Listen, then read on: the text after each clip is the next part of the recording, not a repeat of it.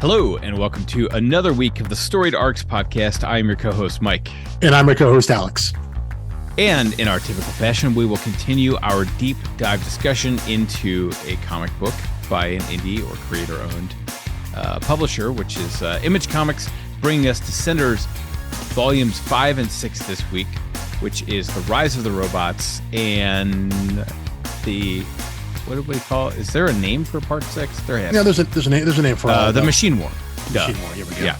Yeah, which is also issues 22 to 32 if you're reading a single issue. And I've got to say, right off the bat, this is the part. So I didn't remember every single beat or mechanic, but I was just on cloud nine. Like both of these volumes are 5 stars for me. Oh, it's a great ending. Yeah, it ends on a real high. Definitely. I mean, at like. Volume 5 is what's the difference? Like, why do I like Volume 5 so much more than Volume 2 when both of them are essentially expository backstory? I've been asking myself that question all day. That's a good question. Like, what was it? I think it's that by the time you're in the penultimate volume. Well, that's what I was going to ask real quick. Did it hit this hard now on the reread because you knew it was volume 5 of 6 versus can you remember back when you were reading in real time? In the real time. I think for me, because yes, there are exposed stories there, but this is history of the world, of the universe, not just right. Not just what happened to this character 10 years ago. As much as I love character, as much as I looking back, really love volume 3. I love those individual character backstories. I do love all that. When you start getting the big answer, the big question, the big answers to the big questions of where did all this come from? I remember in real time reading that being like, yes, this is what I want. This is filling out all of the questions in the background of that they've been laying from the beginning. So I wonder if that's just compounded by when you reread now, you know that this is the second last volume, that this is setting up all this stuff here is teeing up for the very end. I wonder if that plays a part into it now on a reread versus how it might have felt in real time. It definitely does, but in real time, I gave both of these 5 stars. Yeah. Okay. Right. So I mean, I'm not shocked by that. That doesn't surprise me at all. Well, no, I mean, I think I loved the backstory. I thought it was so clever. Yeah. I thought it was so interesting. I mean, so let's just it's start different. There. It's different. Rise of the Robots. Yeah. Right. The only comp I can think of is that it is almost the exact same drop of the beats and the ancient backstory as Sweet Tooth, which is really interesting because that's also Lemire. Oh, that's good. That's good. No, yeah, in terms of also like 6 volumes, and it was volume 5, and they went back to the like where the curse came from. Yeah. I mean that's really not shocking when you think about it. I mean, that's potentially that's just how Lemire structures story in his head. Once he has a kind of an endpoint, just kind of how it works for him as he's doling out stories. So that's a good comparison. It's in terms of story structure. Yeah. Yeah. Now this volume 5, I do remember my one nit to pick is that the underwater crew of Tim 22, Dr. Kwan, and Telsa. Telsa, yes. Yeah. I wanted to say Tesla. I said it's Telsa. I remember that feeling like that drug on a little too long, and when they're not with Tim 21, I'm like, I don't really care what happens to any of you. There's a little bit of like the Black Knight, I'm not dead yet, kind of with Tim 22. Right. Like we get that big scene of Kwan just ripping Tim 22's like not going full Mortal Kombat, but kind of like pulling his head off. Oh yeah, and thinking he's dead, and then he stands up and his head is hanging down, and then they actually tear his head off, and his head is still working, so his body's still like there are questions on how maybe the robots can function. Like what? Well, like, why is he still like? Why can he still control his body when the head's not? But yeah, well, there's a point. There's no reason to assume the central processors in the head. They're not. But only their exterior looks like a human. But the idea that like they're physically disconnected now. So like, Oh yeah, right.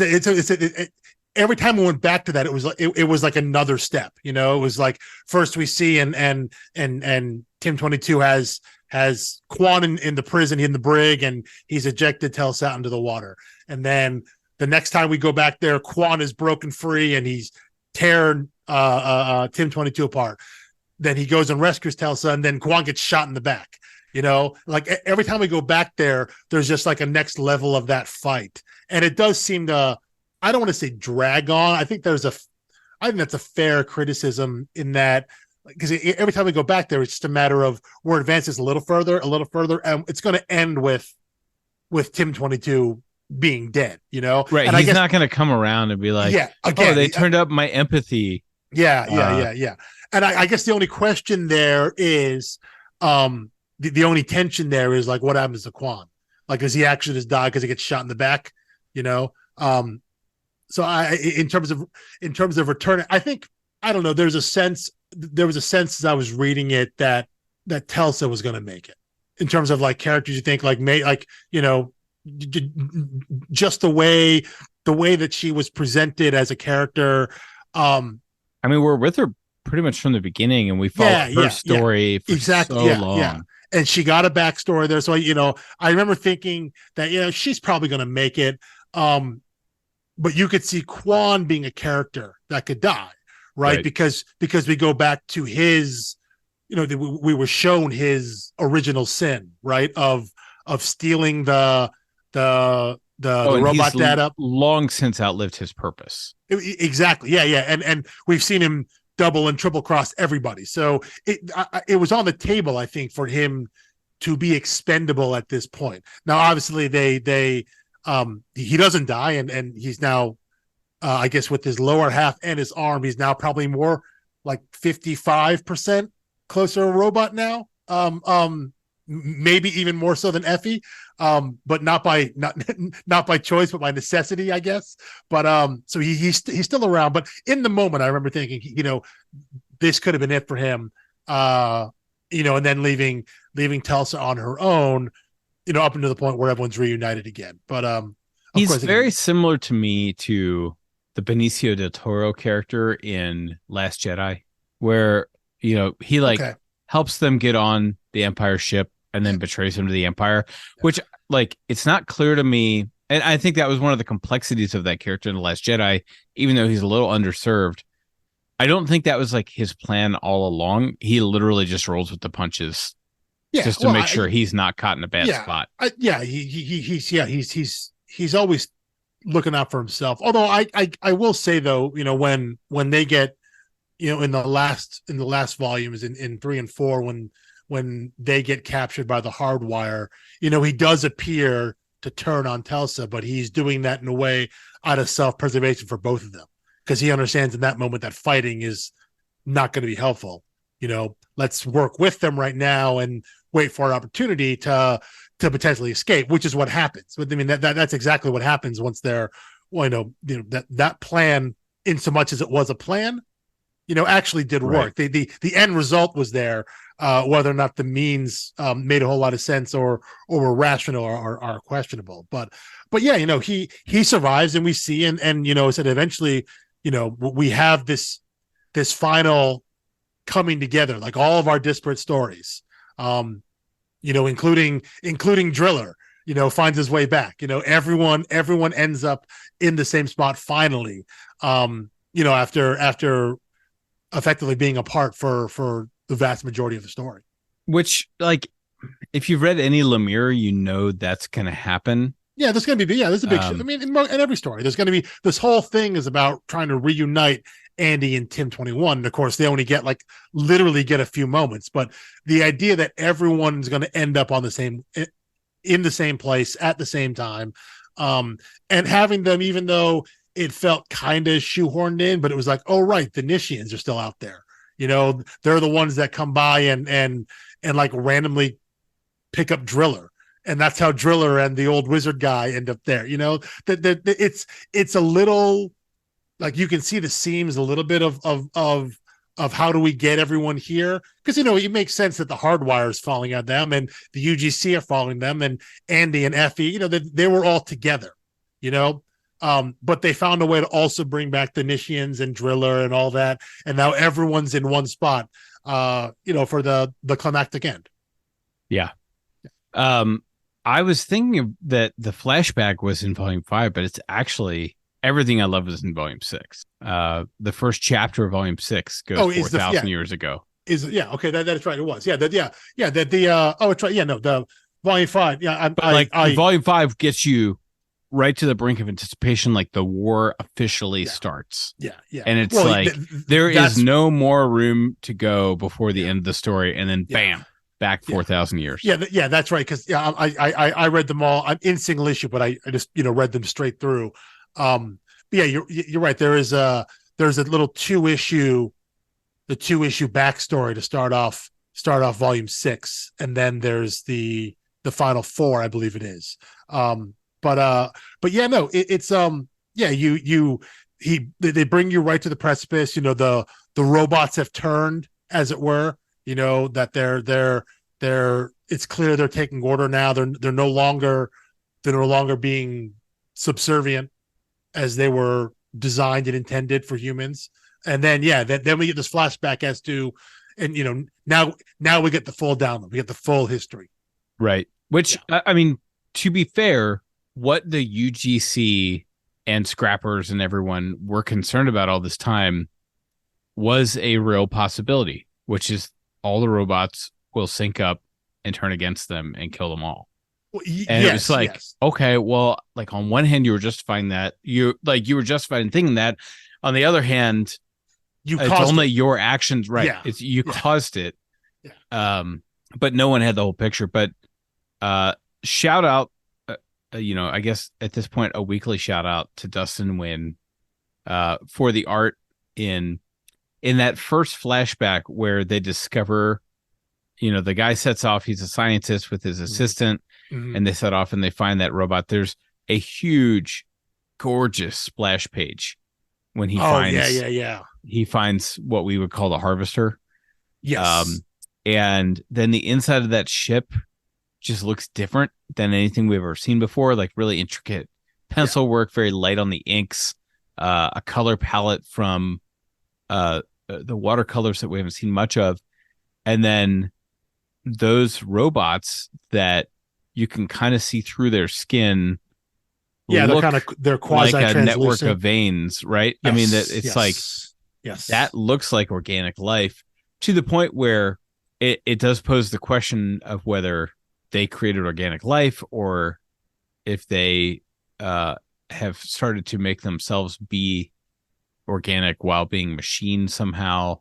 I think that's the implication, the idea that this was what they have evolved into, that robots have evolved into flesh, as we would call it. Of course, that issue ends with the that life is not organic. But I think what they're trying to say is that the origin of life was not organic. The origin of life here was mechanical, but yet they have created organic life. Right. Yeah. Yeah. So anyway, I mean, I just don't know what to say about that other than it's just great storytelling. Yeah. I like it too, because there is, upon reread here, the thing that came most to mind for me is the Battlestar Galactica reboot that Sci-Fi did. I guess that started almost 20 years ago now. It was the early aughts, but it was the idea of humans creating robots, aka the Cylons in that case. And if you're listening now, I'm going to quasi spoil the end of Battlestar Galactica, but get over it. It's 20 years now. But the idea that humans create robots, the robots rebel, humans destroy robots, and then humans manage to create robots again, the robots rebel, and the idea that is a cycle. And the phrase from Battlestar Galactica is, all this has happened before and all this will happen again. So the idea that you're caught in this loop of humanity and of humans and machines over and over again, up until the end of the series, when they are kind of both met with this kind of existential, like, it's us together, or like none of us exist anymore. And the idea that all life then comes from the union now of organic human life and what the Cylons have, the robotic life it has evolved into. And so the idea that human life now is a product of organic life and robotic life. And there's a similar idea here in that, that the origin of life as we know it, or we would think we would know it, is not what we thought it was, and so here it's that machines created organic life. Our origin is machines, which is, so often it is the other way around, that we are the author of our own demise. And in this case we were, but in a lot of ways it was robots creating humans, and then humans abusing that knowledge. Humans get now is this is the big reveal at the end of Battlestar Galactica? Yeah, effectively, yeah. So it's treated in the same way, similar, this big twist. What I'm getting at is like, well, it's not a twist. It's more an implied ending in terms of like the literal last moments of the show. It isn't like some big reveal to our characters. It's a reveal to the audience, pretty much. But the concept is the same. The base concept that life as we know it, in this case, we being the audience for the show Battlestar Galactica, and here them being like the actual humans who think that they're the origin of life. There's a reveal to them. That's it. That life is not what they thought it was. That they are not the things they thought they were. The things they thought about the universe are not true. That there's something else out there, and that something else is not of their creation, but the other way around. Interesting. So, is Lemire a Battlestar Galactica fan, or is it still sounds like this is distinct enough? And again, it absolutely for Lemire, it's serving a different purpose, right? It is absolutely different enough. And it's the comparison for me was not in terms of like story beats. These are the same anyway. It gave me the same sort of vibe in terms of what we kind of go. We've been talking a lot about the idea of like what it means to be a human versus, we're talking about, if you listen to our shows with Cole from the Takamon podcast, talking about Pluto, the idea of, robots and humans and things like that. What does it mean to be human? I think what this story and what Battlestar Galactica challenges the reader or the watcher is the idea of what is humanity? Where does humanity come from? Where does our society come from? And the idea that may not be the thing that you think it is, that it's actually a lot greater or more complex than carbon-based life forms just form, and we are the dominant species or whatever, so that there's something different there, that it's not just humanity as we know it, but there's something else involved with it. And in this case here in Descender, it's that machines made human life, organic life as we go. That the origin is different, that it didn't start with us. We're not the beginning. We're the iteration. We're actually the next step, not the first step. Well, we're a misstep. Well, in terms of Descender, yes. Yeah. Right. Yeah. They keep screwing up. So that they're like, we did this, but all things being equal, it reminds me of what's the line from Hitchhiker's Guide to the Galaxy, where it's like, in the beginning, God created life.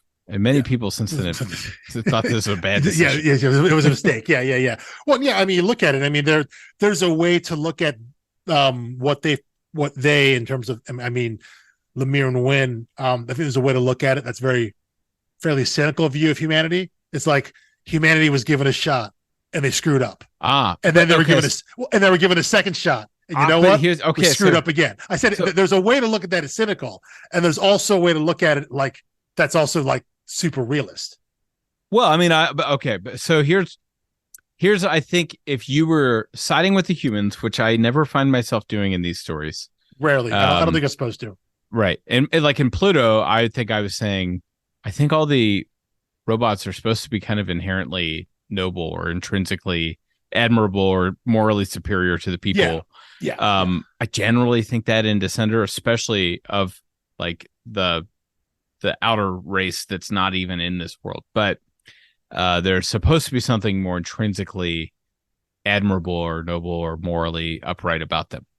But I think if you were a human and you were living in this universe and these discoveries came to light, you'd say, well, like, you wiped everyone out last time. There's no record of the robots coming down here being mad at us for this reason. How could we have learned from our mistake? We didn't even know we made a mistake. Well, We didn't know this happened. That is true. And why. I think we go back to that first culling with that first scientist when the harvesters come back and they'd be like, it was a test and you failed. Like, that you should have been specific. Like, you failed because we gave you the knowledge and you did all this. Everybody else just following your lead. They don't know anything. So, well, they treat them like, like the machines themselves said, like, we have unity, we have harmony, basically. When one of us thinks one thing, we all do that. And they're treating humans to that standard. Well, yes, but I think what the argument can be made is that if you're the scientist that comes back with all this knowledge and all this experience of what you saw with the robots, and you don't pass that, you don't explain that when you create robots in your society, right? Because what he does is he uses that to create a servant class, which is how every story about a robot revolution starts, like literally all of them, right? It's all about humans create the thing to do the menial tasks that we don't want. We abuse them and everything, and then when they rise up against us, we're like, "Wow, how could this happen? This is ridiculous." Who could have seen this coming? So again, when the descenders come back and they judge them, being like, "Hey, you failed the test," and they're saying like, all of humanity failed the test. Well, everybody else didn't know what was going on. It is incumbent, and fairly or unfairly, it was incumbent on a single person, because the other guy came back and died. He was sick. So there were two of them, and only one of them came back with the knowledge. So it was incumbent on one person to spread this message of, hey, this is what the robots need to be. This is the society we need to build. Right. And because he didn't do that, no one else learned it. And then all of humanity pays the price. That doesn't seem fair. And then, yes, the second time around, when nobody has any institutional knowledge, 4,000 years ago, all that's gone. And we've made the same mistake again. Again, you're right. Not knowing it's even a mistake, and not knowing that there was a previous mistake. But it seems fair to a robot, because they don't have autonomy. That is true. And they're like, it's called logic, right? Right. And if one of you is bad, then you're all bad. It's very binary in that way. Yeah. Yeah. So I don't know. Maybe that's like my inner robot or my inner Vulcan, just like siding with the ones who are like pure logic, even if it's flawed logic.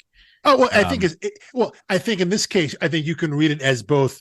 It is flawed logic on the robot side, but that doesn't take humanity off wrong. Yes, right. That doesn't take humanity off the hook because I think this is when you go back to seeing, this is where the backstory of Driller and Scooper comes into play, right? When they show up on the moon, they're like, hey, these guys are pretty old here. Yeah, it's fine. You work them. And then when they complain about, hey, man, I'm not in good shape. I need oil. I need help. I need maintenance. And they're like, yeah, whatever. Just go dig, go scoop. When we see the way that Tim 22 was treated, which again is at the time you think, okay, well, this is meant to explain how he could be radicalized, into the hardwire in the view of what you get from the Descenders talking about, specifically saying this was a test, using that terminology, using that phrase. You say, okay, well, yeah, then you can understand how, whether it's a test or not, like some of these actions are inexcusable, right? It's how do you treat it, even if they are quote unquote just robots and just servants, if the whole point is for these two robots to dig and scoop things here, like, and your livelihood is dependent on how well they do that, like, isn't it just like basic humanity or common sense or logic to make sure they work as efficiently as possible? Because doesn't that make your life easier and better in the long run? Right. That but would the fact be like, they couldn't even do that. Then shows that, well, it doesn't matter. It almost doesn't matter whether humans know they're being tested or not. Like, just like, don't be a terrible person. Right. It would be, I mean, it's the equivalent of like a farmer leaving his tractor out in the rain, like a really Yeah, nice John Deere tractor. It's yeah, like, yeah, you yeah, know, not only is that like yours and it's an investment and it's yeah, expensive, yeah. it's also your livelihood. Exactly. Yeah, It is yeah, in your best interest to take care of this thing. yeah, yeah. And So whether it's a sentient even if it's robot or not an not, yeah, equal relationship, yeah, any tool at your disposal that you rely on, you should like steward well and take good care of. exactly. No, Um, exactly, but it exactly. So shows yeah, just how messed up humans are. yes, yes, yeah, yeah. Which again, it points to the idea that um are the Descenders a little on the extreme side? Yeah, possibly. But again, you're right.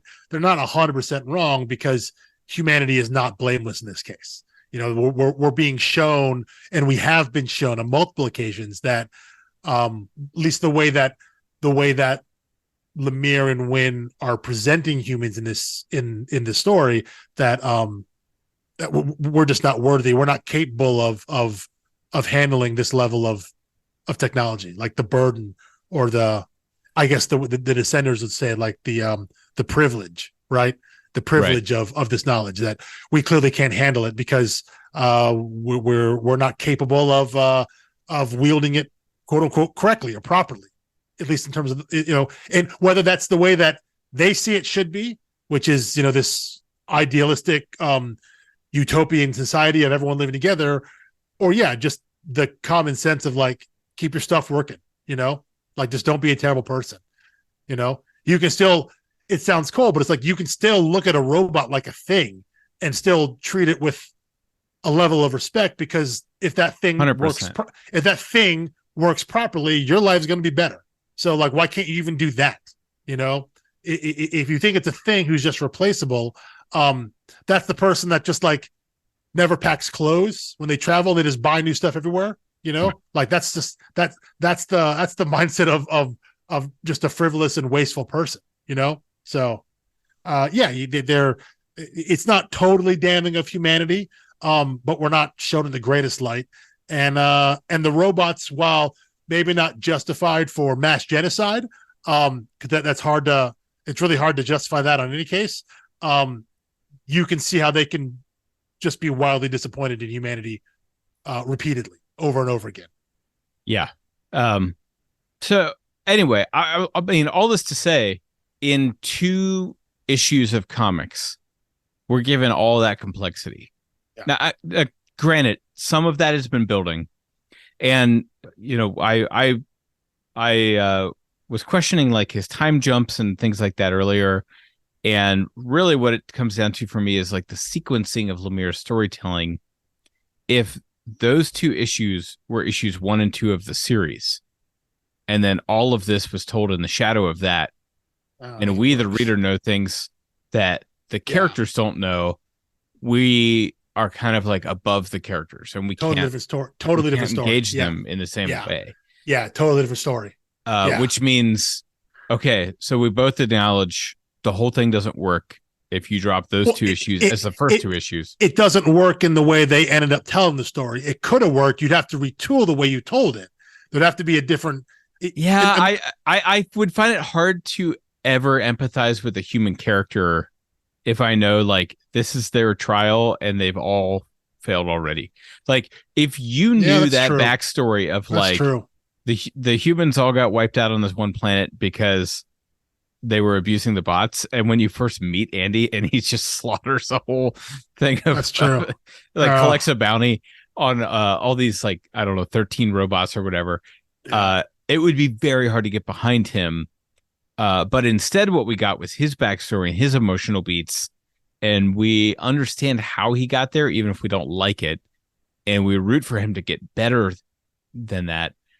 But again, if you had that looming shadow of knowledge over the whole thing, which means the key to really taking this series to the next level is, okay, I've got this 2-issue arc. It's when you deploy when do that. I stick it in? Right? Yeah. Well, and I don't think he would have done it. And there's a letter in the back of the final issue of issue 32, which I would assume runs in the back of any collected editions. Again, I was rereading them in single issue, but there was a letter from Lemire and he talks about how the first thing he says basically is that the ending of this story was not the ending that he thought he was going to have, that things kind of shifted and That changed. letter's like copy and pasted into every Lemire book.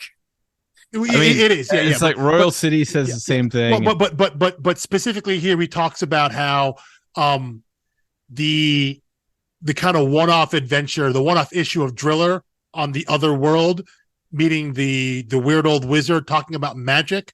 Like, he did that as a way to give Dustin Nguyen kind of a break to draw something different, not drawing cities and robots and mechanical things and all that, buildings, to draw different landscapes and just kind of give him a break. And that combined with them being asked to do a variant cover for a series of like a series of covers called Images of the Future, where every image book was kind of tasked of doing a variant cover of like 15 or 25 years in the future, something like that, of your book. Like, what would a scene be? And they drew like a little girl with a robot flying around on like some winged beast. And that becomes the image of Andy's daughter we see at the end of the issue there. And so kind of those things combined gave him an idea of where to go, this idea of introducing magic into the world of Descender. But I say that to say that, it was clear at some point when he was like, okay, now I know I'm ending this, I whether it was 32 issues or 50 issues or whatever it was, you have to think that he was holding back this story as the interstitial between his penultimate arc and his final arc, right? Well, that, right. no matter how many able to weave it and say, well, yeah, now the technology's gone, magic will flourish. Well, yeah. Well, I think, and I think the magic aspect happened. So I think that happened kind of organically and accidentally. But it's just the idea of the backstory of the world and who the Descenders are, what the Harvesters were and are, and what their purpose is. Deploying that was always going to be the 2-issue interstitial between his second to last arc and his final arc. However many issues that was, it was always going to go here because that was the prologue, yes, for the entire story, but the specific prologue for his final arc.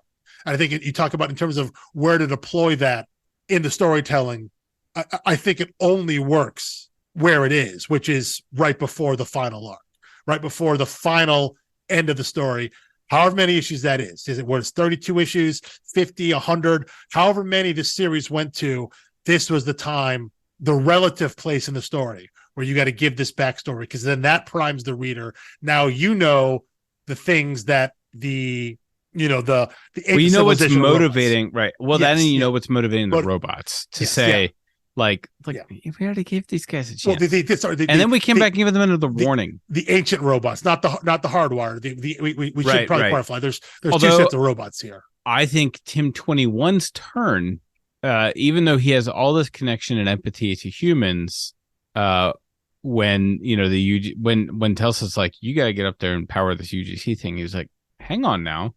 I just realized why I'm so important, and I have sentience and autonomy, and I totally understand your position, but now I understand my own position too. And I thought that was really interesting that he took a beat. He was like, I'm actually going to think about this. This is not an automatic one way or the other for me. He didn't immediately jump ship to the robots. In fact, he didn't want to leave with them. But when that was the only possible choice, he was like, fine, I'll do that. I do like that. And I like that everyone in this moment, everyone's telling him what he has to do, right? You have to leave. You have to get out of here. No, you have to come with us and power up our harvester to save the fleet.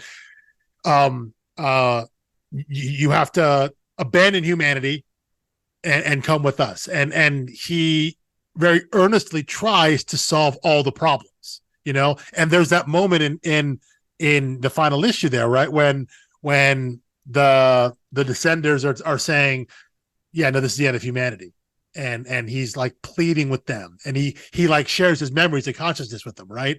And he's like, no, there's another way. Look, this is what humanity is. And it's that moment that happens in every story, right, about this, where we're giving humanity one last chance. And the Descendants are too. They're like, oh, this is different. This is a life unlike we've seen before. And you can tell they're thinking about it. Like, this is okay. Maybe there's something here. And then boom, right in that moment, the Nishian army shows up and they annihilate the hardwire. And it's just like, and then the Descendants are kind of like, all right, nope, moment's passed. Nope, y'all got to go. That's it. Yep. You know, but considered it. We're done here. Yeah. But but that's the kind of moment you always get in these types of stories, where one person, in this case, our most earnest and true character, you know, Tim 21, the one unimpeachable, incorruptible character, maybe aside from Bandit, you know, the one character that's not going to lie to you, that has no deceit, no deception, believes fully everything he says and does, makes the last plea for humanity, the robot making the plea for humanity, showing our sensible antagonists, like, this is what you're losing. This is what we're fighting for. That always works in the story, right? Right. That final plea always works, and that's how humanity gets saved, and that's how we rebuild society going forward. That's how the story is supposed to end. But no, we can't. They annihilate everybody. That's why we can't have nice things. Yeah. They destroy. They don't kill everybody, but they kill a lot of people. You know, there's that splash page, right, where they show little glimpses of all the various planets of what their population was, and there's a big red line through it, and that's then what the remaining one of my favorites. Yeah. That's it's so stark there, and it again, there's just seeing the number of the population there again. I flashed on something from Battlestar Galactica, which is the idea that after the Cylons have attacked the humans on the main presidential ship Colonial One, there's a whiteboard just in the background that's got a number written on it, and that's the number of humans that left, like, that are in their fleet. That's all of humanity. You know, it's like 10,000 people or whatever it is. And you see the number change as they have engagements and of battles, people die or things like that. And there's just this constant reminder of how few people there are. And just seeing that page and seeing all those numbers of, like, you know, however many million down to, like, you know, 300,000 or whatever it is, you know, just seeing what kind of annihilation that the Descenders did to the human population. I mean, it gave me so strong Infinity War vibes, where I was like, after the snap, right? It actually would have been really cool to pan across different places we'd been and watch the population number change, because it would have been a victory lap for Thanos, and, like, just rubbing salt in the wound for the audience who, you know, was pro humans. Instead, we get, you know, only the deeply personal look at it. Well, I mean, War. Well, yeah, because all of our main characters are there in Wakanda, and so it's all about Wakanda and on Titan there, right? It's all about seeing them, seeing would it have meant as much if we also cut back to Queens and we saw Aunt May get snapped? You know, I don't know. I don't know if it hits as hard. All you have to do is see Peter get snapped. You know, and then right, yeah, and what I'm saying would be even broader than that. If it just went pan out to Earth 6 billion and they cut the 6 in half to 3, whereas it's completely depersonalized, which is how Thanos sees it, and that was kind of Thanos' movie. Well, and I think that is how the Descenders see it, which is why you don't see, you know, that. Well, and this was an act of mercy on their part, right? They consider it that way, but I'm saying, you know, on that big splash page that has those population changes, you know, the main image is just, you know, it's that beautiful watercolor, where, you know, there are basically no, like, definite lines and shapes and all that, you know, and it's just like destroyed buildings and that maybe the remnants of a city or something like that, and there's clearly smoke and ash and whatever in the air. They're not just showing you, like, bodies on bodies on bodies, you know. that's more of like a vibe feel, right? Where you're seeing the aftermath of an attack, and you can't tell, is that the side of a building or what? Is that the ground? Is that the sky? Is that smoke? Is what am I seeing? You don't know. There's just but you can't see what it is, but you can feel it, and that compounded with the population numbers tells you everything you need to know. Everything you're supposed to know and feel, you get out of that image. And so the idea of they're showing it in an impersonal way, again, like the Descenders think about it, doesn't matter to them. They're taking the robots and they're going, and they're going to kill a whole bunch of people on the way out. So it's not just you don't deserve the knowledge of robotics. Like it's also like, it's like doubly punitive. It's like, we're taking this and we're killing a bunch of you. Because they could have just taken their toys and gone home, right? They could have just pieced out all the robots. It was a little spiteful. Again, very much so. Yeah, I mean, I don't want to say that they're not justified in being enraged by organic life and saying, like, who really are we harming? These are people that destroy each other. They mistreat robots. They mistreat each other. We're just going to do the whole galaxy a favor by just wiping these guys out. Well, but they don't wipe them out. That's the thing, though. Like it seems like a half measure of like, if you want to teach them a lesson, if the goal is to teach them a lesson, you make your appearance, you let everyone know what's up, you take all the robots away, you let them know why you're taking the robots away, and you're like, you didn't deserve this. So now you're stuck with your whole society, everything you've built with robots, they're gone now. Good luck. See you later. They could have done that. And they could have left humanity to fend for themselves in the world that they've built on what you have to assume is the over-reliance on robotic technology, right? On machines. And we've taken all that away. Now you got to figure it out for yourself.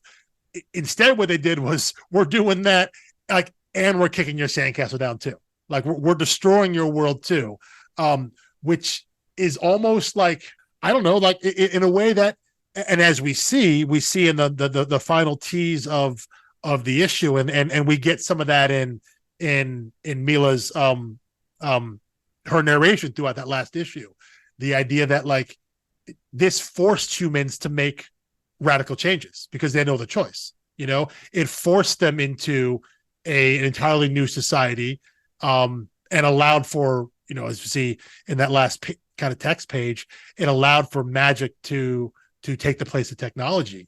But yeah, the Descenders forced a radical change in human behavior when they could have just let them flounder and see what happens, but by annihilating so much of the human society, they left humans with no other choice.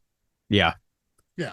I like questionable plan from them. And I've got to be honest, as much as I accidentally guessed again, I guess this had like inceptioned me and had just deeply planted this notion of robotics and creating organics. Just to review, from you mentioned this back in the Zero episode, right? When we talked about it, or was that in the first episode? I think it was probably in the first. It was after we had some material to talk about. But you and I think, as we discussed, had not reread this since we read it the first time. No, not since 2018. Yeah, so both of us read it initially and then went right through and read Ascender, and both of us had not reread it prior to discussing the show, and we hadn't reread to the end when we discussed the early episodes, right? No, and because real quick before we get to what we'll discuss your thing here, mea culpa on my part. I think back in the Zero, I posited the idea of like, well, maybe Ascender could be a standalone thing. I forgot entirely that Mila, Andy's daughter, narrates the entire final issue, and that it ended with that text page of like 10 years later, magic has arisen. Like, and the old man busting out his wand and using magic, actually seeing magic. I forgot about that. It was completely gone from my mind. Again, and when we read it last week, talking about Driller being on that planet, like I'd forgotten we had ever saw magic in there. I thought the way I remembered it was the last pages were the 10-year jump. We saw the little girl talks to her dad, and we see that it's Andy, and that was the end. And then there was the, Ascender will start in 6 months or whatever it was. I think it was 6 months. So it was announced at the end, but it was teased, and that's all it was. The final issue is so much more than that. And I said, I did not remember that at all, that Mila is talking about the end of the world, that the time jump happens, we know who she is, and then that text page specifically saying technology out, magic in. I'd forgotten those parts of it. So yeah, when I said back a few weeks ago that, maybe Ascender could be read it on its own as a standalone story, I wonder if it works. Absolutely, totally does not. These stories are way more actually connected than kind of curious. I know. I'm pretty certain now it would not. If somebody had picked up Ascender 1, yeah. I mean, in the way that like for like an ongoing series, I think you can pick up an issue and just kind of figure out what happened. If you gave someone Descender Volume 3, would they get the most out of it? No, but there's like the little intro panel at the beginning of the trade that reminds you what happened. And it's like you could probably figure it out. You probably wouldn't enjoy it. You wouldn't recommend it. If you read it that far out of order. I think you would. You wouldn't. You'd understand the story. You wouldn't get the full meaning of it, and you probably wouldn't be keen on going back and reading other things. The idea with these kind of limited miniseries, especially creator-owned stuff, they're not meant to be Batman, Superman, Spider-Man, whatever. Like, any issue can be someone's first, and they're designed to be that way. There's a reason why they always keep renumbering and restarting, because they want people to jump on. A series like this, something like this here, the story is designed to start from the absolute beginning, and right. The fact that Ascender isn't just the sequel that I remembered it being as a continuation of the story, but that it's so heavily tied to the actual end of this series. Like I said, it was much more present in issue 32 than I remember. And so I was shocked when I got there on my reread and being like, oh, wow, like there's so much more heavy ties to setting up what comes in Ascender than I had even remembered. So that was my bad there. And that's what I get for trying to just go off the dome, thinking about what these stories were. I guess from when I read them 5 years ago. So. No, I think it was intentional. Lead the listener one way so they right. I was they're on their toes so they get to experience the shock. I was giving the sleight of hand there, just as you were telling them the truth. I was feigning stupidity. Under the guise of well, maybe this is what it was here. So no, I mean, honestly, did you, when you got to that again and saw that whatever bug was sticking in the back of your memory? I thought, was there I spoiled it. Like technically, I spoiled it. I didn't think I was spoiling it. I was I would remember that if it happened. I wouldn't, as it turns out. I wouldn't remember that if it happened. Clearly not. It's exactly what happened. Yeah. And I did not remember it. So I mostly just felt bad because I was like, we're a spoiler-free podcast. We only cover what's. And so when I've read, the lesson for me is when I've read a book before, I need to not speculate on the ending. Yeah. Like, no matter how fuzzy my memory feels, I need to not opine about like, well, I wonder if this might happen. It's like, you dummy. Like, it's in there somewhere. Rattling around in my head. Is it just in case you accidentally get it right, huh? Yeah, I mean, and I would feel no shame, by the way, if not that I did, but if I had happened to have gotten, say, kill or be killed correct, if I guessed that early on, but that's a different story. It was on the record that I'd never read that before. I was going with great restraint to slow myself down to. That's right. You went specifically episode by episode that you did not read ahead. You read, which became harder to do. Yes, the longer I would imagine it would have. Yeah. I had them all sitting here, and I was like, maybe just a peek, and then I was like, nope. It's the effect I thought was really good because it definitely worked. But so anytime we read something you've already read, just assume anything Mike tells you, well, no, at this point, you'll assume anytime he speculates, he's wrong, he's lying. So you can now tell the truth because everyone is primed to think that you're two in your head now, and that you're intentionally telling them the wrong thing now. Right, that I'm employing misdirection. Yeah. Yes, yeah. But you're actually telling the truth because you're using their perception of you against them now. So yeah, I just think it's all figured out. We're good. If I were listening to the podcast, I'd be mad at me. One, for spoiling it. Two, for having read the ending and then pretending I hadn't. Yeah, that also implies that anyone remembers what we say 2 weeks after we say it. That's true. Yeah. Because here's the thing, like, well, you're listening to me talking. I don't remember what I said last week or the week before that. So, yeah. So, but I it was unintentional. That one did stick out to me. As soon as I read it, I was like, oh no, I did it on accident. I did an accident there. But it is one of those twists, though. Like I think we talked about it. It is a twist, but it's not the one that I think people would expect. And I don't think there's anything. And it in no way really impacts like what's happening to the characters. No. That's a setting. Yeah. Spoiler. Because the setup from the reason we were talking about that is when we get the flashback, we get Kwan's flashback. When they discover the ancient robot, right? The ancient descender, the one that's left that they eventually have to fix up, and that's the base code for all the robots that come before. This idea that this 4,000-year-old temple that was buried under the water on a planet that had no life on it, how does this place have a robot?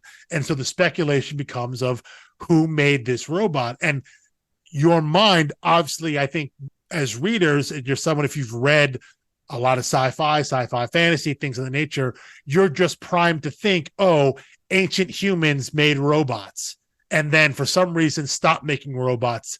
And oh no, what does it mean that we made robots again? Your mind isn't thinking, oh, ancient robots made humans. Like your mind is not going in that direction, so that's kind of so far out there that I think even if you were to say that, I don't know how much people would glom onto it, because it is so unexpected.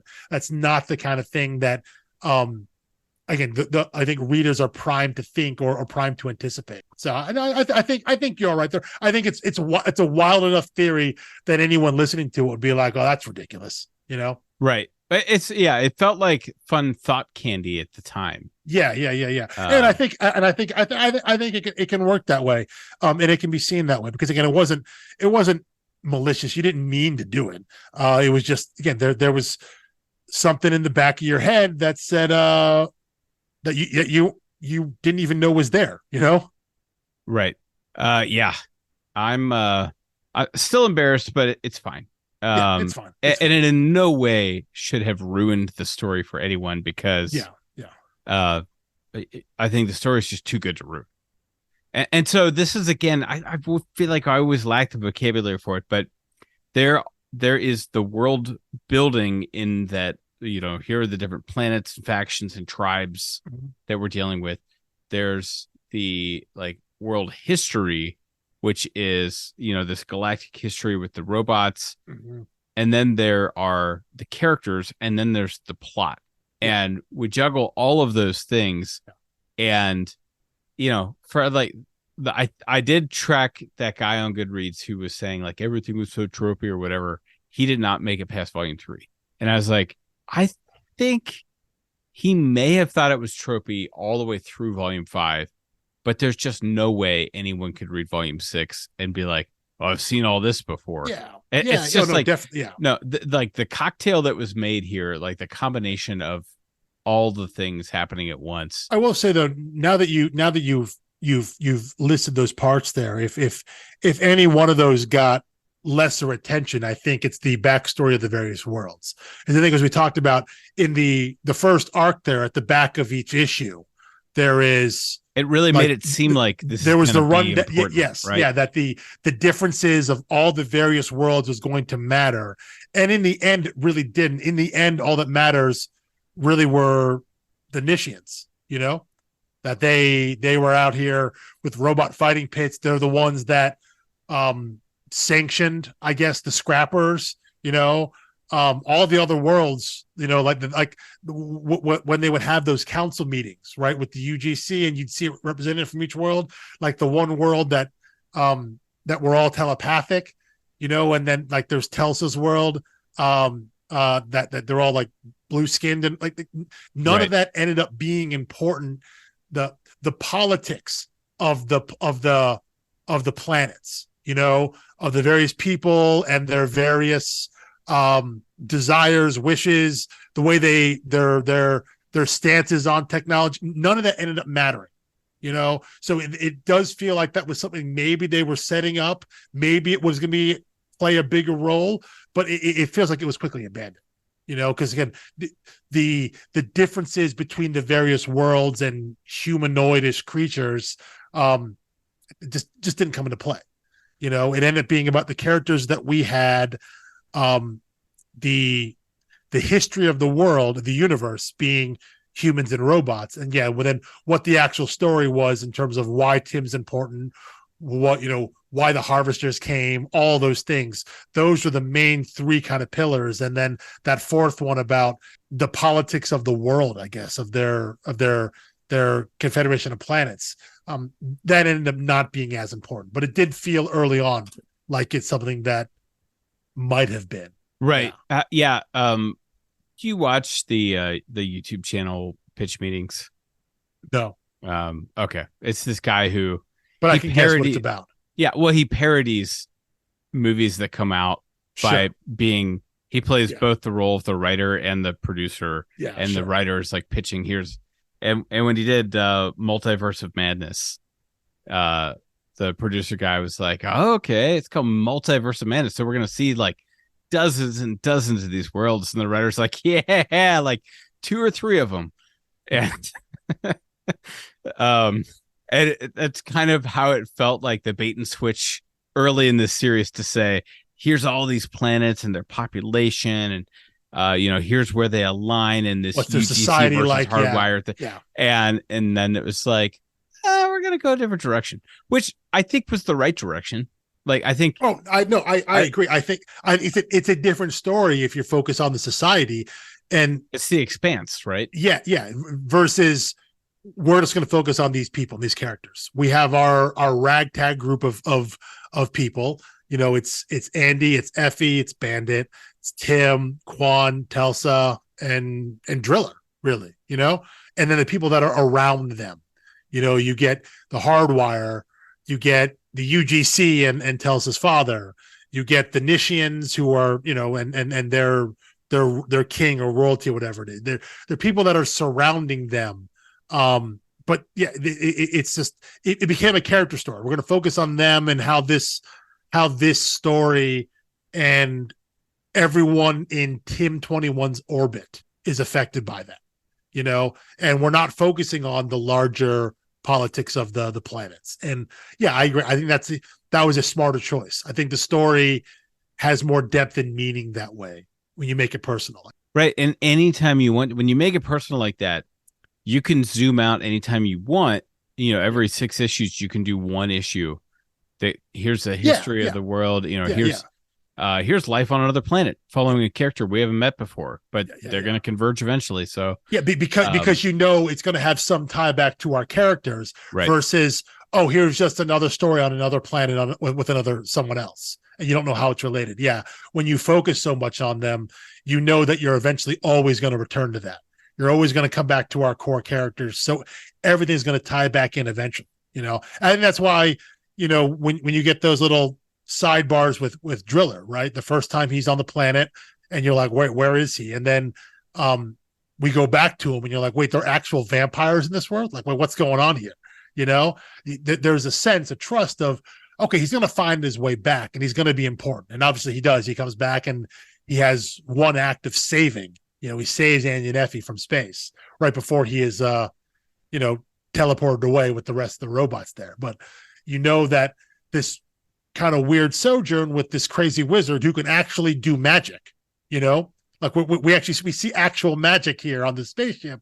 That it's not random. It's going to come back. Me most about, okay, so it's not a spoiler to say the magic continues in Ascender, right? Well, they say that in that last text base, saying that Right. the idea that technology is gone and so magic is taken its place, and so And that that's going to be Ascender's coming next, which means yes, yeah, those yeah, two yeah, yeah, things yeah. have to All right. coexist. Yes, yeah, yeah. And the magic is so prominent in Ascender that I forgot it existed in Descender, which right Yeah. before we started recording, I was like, so wait, it felt to me like it was a long time between when I read Descender and Ascender, but it was only a 6-month gap. 6 months, yeah. With my single issue slacking on reading, it may have been a year between when I read Descender, the last Descender, and the first Ascender, and with 200 other books in between them.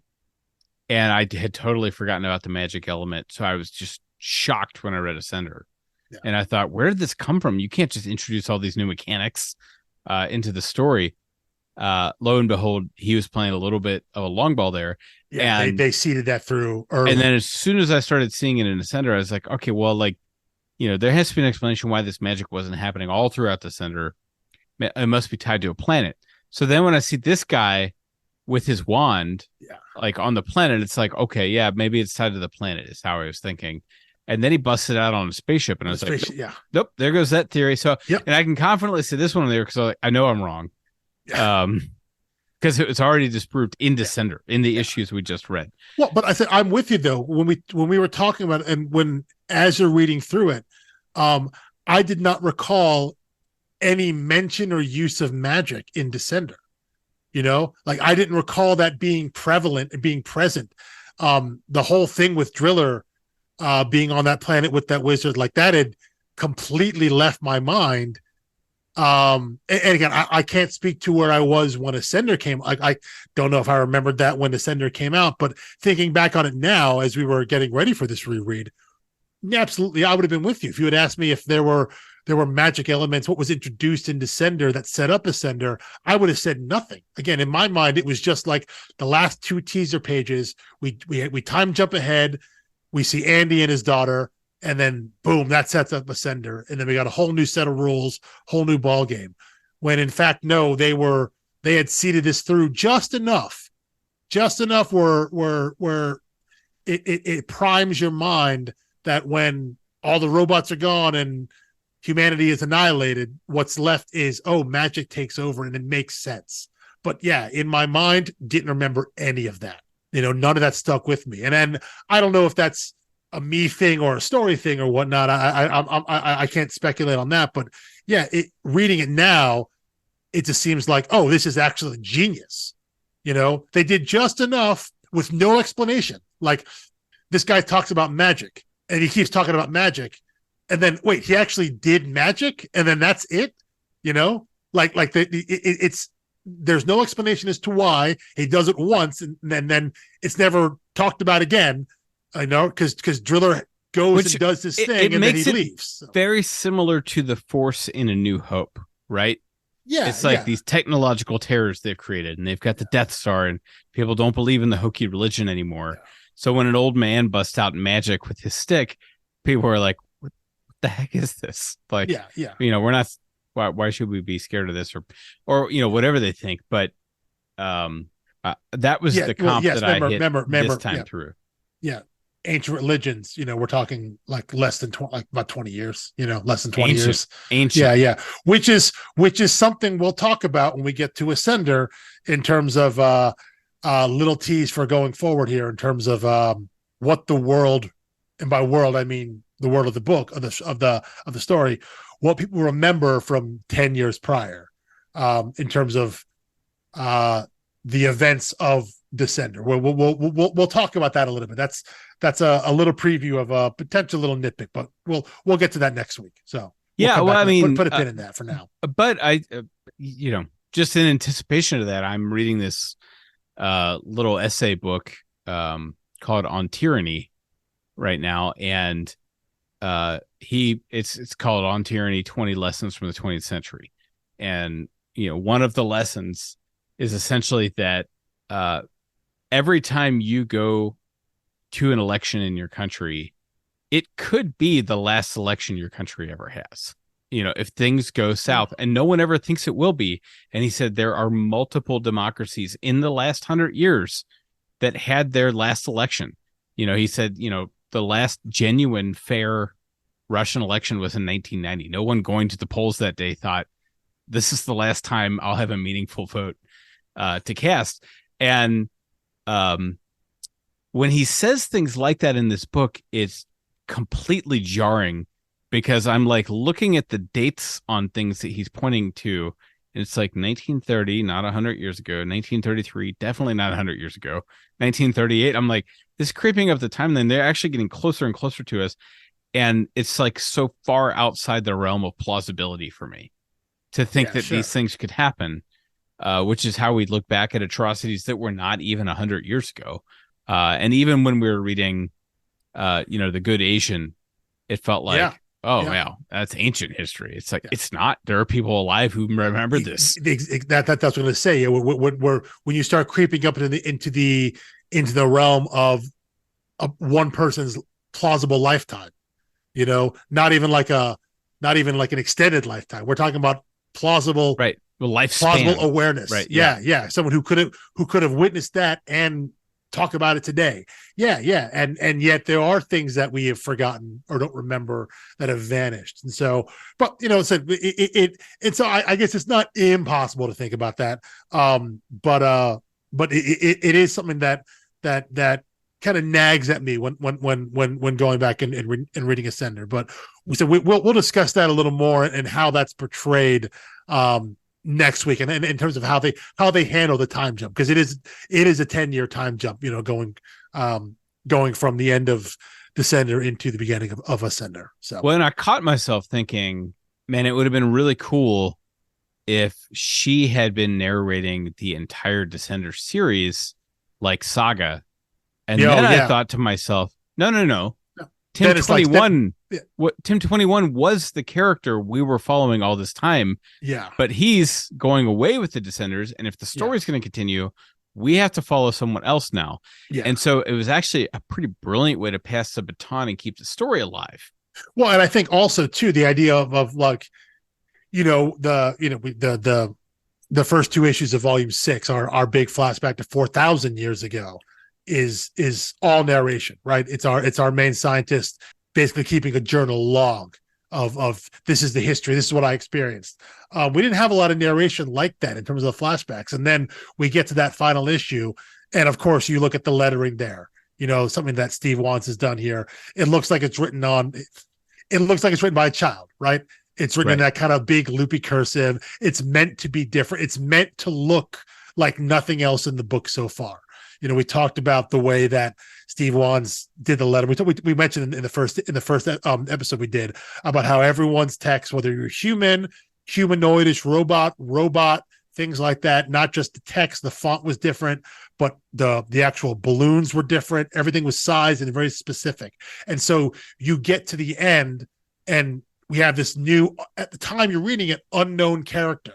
We don't know that it's Mila. We don't know it's a 10-year-old child in the future that is Andy's kid. We don't know that she's narrating this. We just know it's so obviously different, and it's someone talking about the past. But you get a sense, I think at some point she mentions her dad. So you assume it's a child, right? Right. But this time through I did immediately. Yeah, I'm know saying who it was. Yeah, right. If you're reading for the first time, that style of not just narration, but presentation, like the actual way that those text boxes looks like nothing else. And I think when you look back on it, obviously it evokes that it's not of this time. It's not of this version of the world, So yes, it's a child writing this, maybe like actually physically, literally writing it in a notebook or whatever, but it looks foreign to everything we've seen before, because even though it is just 10 years in the future, it is the world is completely different. There's a demarcation line at the end of Descender. The world as it was to a certain point, and then the world that came after. And so by making it so distinct and so obviously different, it jars the reader into, as you're reading it for the first time, thinking like, what is this? Where does this come from? you're obviously asking who is talking, who's, who is, where are they narrating this from, what point of view, and all of that. And of course, it's revealed at the end of the at the end of the issue. But it's meant to draw your eye and to think that this is something not of this version of the world. And I think little things like that, I think, just elevate a book. Where, well, yeah, just and another shout out to Steve Wands, right? Yeah, because you don't need, because it's a thing where you don't know it's affecting you as a reader until you get the reveal and you see that, oh, the things that I was thinking about this, here's the payoff. It's in the future. It's a child. It's not just any child. It's a child of one of our main characters. It's that kind of thing where you're being ready for some sort of reveal. You're already thinking about it. And then when it hits, it meshes so perfectly with the story. And all you had gotten previously were text boxes. That was your setup for this reveal of who this character was. All you got was a font and a different color, different looking text box, and I love when it's something simple like that, that the lettering does. It's not even done in the art. It's just done in the lettering. And I think that's genius. Yeah. Well, and what do you think of this last page of the book? I think we're left with the last image or the last page? Last page where it says end of book 6. And well, I guess that's the last image, but she says, looking for what's up there, and he says nothing. There's nothing left out there. And then kind of cheers up. So it's like we're supposed to be seeing a worn down, ragged Andy who no longer believes in anything. It's just trying to be a recluse, but he is that head tilted upward look from the front cover of the first book. It's almost an inversion of the Tim 21 posture, where he is still looking up to the sky. So I think his beliefs don't match his words here, because I see a glimmer of hope in his eye, and that's entirely subjective. There is. Well, I think merely the act of looking betrays what he says. I agree. But I also think he could just be wistful, but truly be resigned to there's nothing left in the world, in the universe. Potentially, too. It could just be, he's looking up with regret or mourn or whatever it is. But I think the fact that he still looks towards the stars at all. Right. The simple act if he were really homebound and like, my life is here now, I've got a daughter. Yeah. He wouldn't be looking off like Luke Skywalker at the horizon every night. And then, there is, So I think there is that there's just that little bit of setup there, and obviously I think we get, based on the narration, we get a sense of what Mila is like, in terms of and I think when you see that, and then after you get that little text page of like 10 years later, the story continues, they give you that cover of Ascender 1 of, it says, coming 2019, of Mila sitting down there again, head cocked up, looking towards the sky in the same pose. She's sitting down, but it looks again just like Tim 21 did, and she's got Bandit there with her, and so and she's carrying, like, clearly what's a staff, like there's something, that it looks like something that Gandalf would have. And whatever the flying creatures are that she was riding in the variant cover. Yeah, but everything is pointed. Your eye line is going up.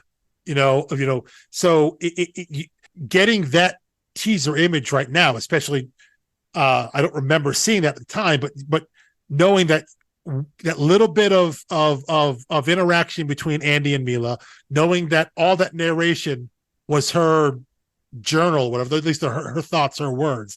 And then seeing this image right here, I think as a reader, again, you're already primed to have a sense of who this girl is. Again, the fact that she is looking up towards the sky, like we saw her father do, like Andy was doing, like we call back to Tim 21 early on in that first cover. So you have a sense that she is already going to be a dreamer, someone who looks beyond, someone who wants more, who believes and thinks there's something more out there. So before you even get to read Crack Ascender #1, you already have a sense of who this little girl is, Well, and that she's going to be someone. Yeah. I mean, you pointed out she has Bandit next to her. Yeah. Which shouldn't be surprising, except she's living in a world that's post-robot. Yeah. And she's holding robots and magic at the same time. And we saw Bandit was with Tim when they got I almost said snapped away because you said Infinity War earlier, but when when the Descenders came and took all the robots away, Tim was holding Bandit and they went away together. So why is Bandit on the cover now? And you're right, there is the assumption that because that's clearly some sort of magic staff. Like you don't have to right. It's glowing. It's got some red pulsing in it. Yeah, a little bit. Right at the head. Yeah, but it also in every form of popular culture we have. Right. When you're carrying a stick that looks like that, that's that size, like that's a magic staff. Like it just is. Everyone knows. Yeah, it's quite similar to Gandalf's. Yes, that's what I said. It's not just a walking stick. Everyone knows that. So you're right. There is the combination of technology and magic right there. And so again, you're already primed. You're ready to go. That you already know something about who this girl is. There's going to be this sense of want, this sense of wonder and adventure. And how does she have Bandit? Where did Bandit come from? Why is she carrying this magic staff that is clearly twice her size? That you're ready to go on this next adventure, and all they've given you is a few pages and a few images of this girl, of this character, and the thoughts of her recollection of what she knows about what the world was like before, based on the things that her father told her, which we now know is Andy, someone who is an integral player in how the world that was ceased to be, someone who was there literally on the front lines as everything that they thought they knew was literally obliterated in front of them. It gets you excited. It gets me excited to go and jump right into Ascender, because again, I in this reread, I'm so much more aware of how much they seeded beforehand, way more than if you would ask me. And to be clear, I like ago, Ascender fine the first time through. Yeah, I expect to thoroughly enjoy it this time. I think the connections are all just going to hit me in a fresh way. I think reading it back to back, all the trades as if it is just one series versus finishing Descender, having a 6-month break or a year in your case, depending on when you got to it, and then going through and reading it issue by issue, month by month. I think it will hit differently as a fully completed story. Because you asked me 3 weeks ago when we started this, I would have said there was little to no teases for Ascender in Descender, except at the very end. I started seeing them. Yes, and three trades in.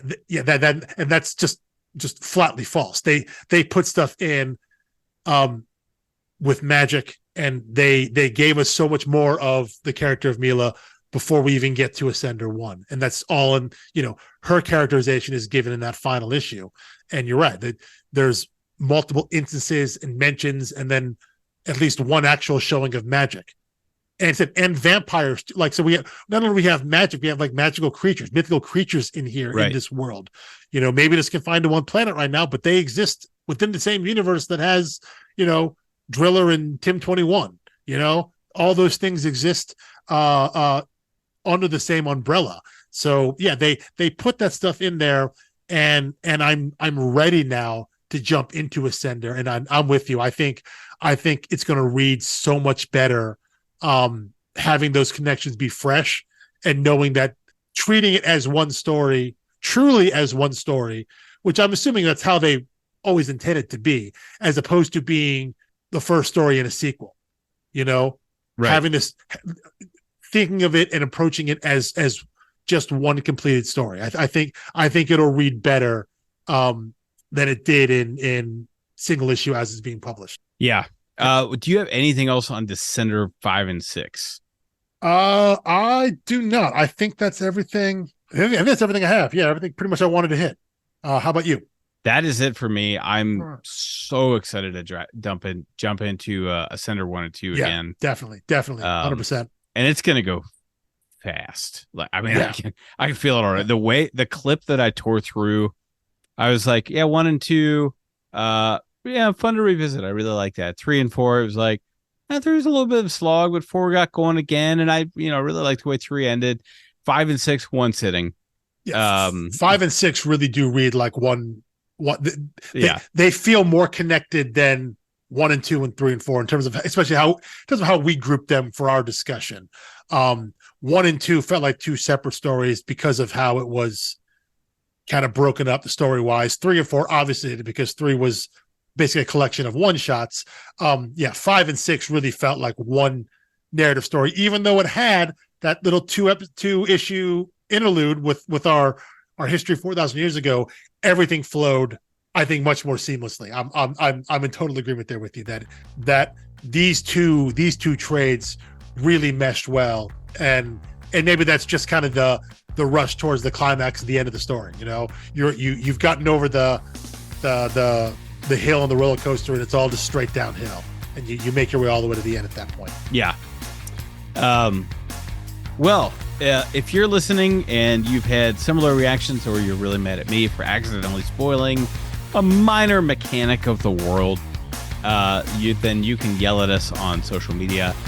In the episode description here, you can find links to our website, storiedarcs.com, and our link tree, which will have links to all of our active socials media. Like how I pluralize that? Socials media. Socials media, absolutely. Yeah. That's definitely how it should be.